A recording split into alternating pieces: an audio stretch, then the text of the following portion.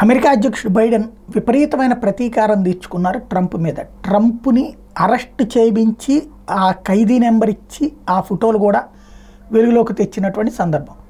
అయితే ఆ తర్వాత బెయిల్ మీద బయటకు వచ్చినటువంటి కాన్సెప్ట్ ఉంటుంది. ఇప్పుడు ఆ ట్రంప్ని ఎట్లయినా ఎన్నికల్లో పోటీ చేయకుండా చూడాలన్నదే బైడెన్ ఉద్దేశం. అది కాస్త విఫలమైంది. ఓ పక్కన బైడెనే అసలు ఎన్నికల్లో పోటీలో ఉంటాడా లేదా అనేటటువంటి స్టేజ్ వచ్చింది. ఆయనకి ప్రత్యామ్నాయంగా వేరే వాళ్ళని పెడతారన్నటువంటి ప్రచారం కూడా నడుస్తుంది. ఓ పక్కన ఒబామా భార్య కానీ, రెండో పక్కన కమలా హ్యారిస్ పేర్లు కానీ వినబడుతున్నాయి. సర్ప్రైజ్గా ఎవరినైనా తెస్తారన్నట్టుంది. ఈ దశలో ఇక్కడ కీలకమైనటువంటి అంశం ఏంటంటే, ట్రంప్ మీదన అభియోగాలకు సంబంధించి ఫెడరల్ కోర్టు తీర్పిచ్చింది. ఆనాడు అతను ఏ కాగితాలు అయితే రహస్య కాగితాలని మీరు అంటున్నారో, ఆనాడు ఆ అధ్యక్షుడి హోదాలో అతనికి అవకాశాలు ఉన్నాయి, అతనికి ఆ అధికారం ఉంది.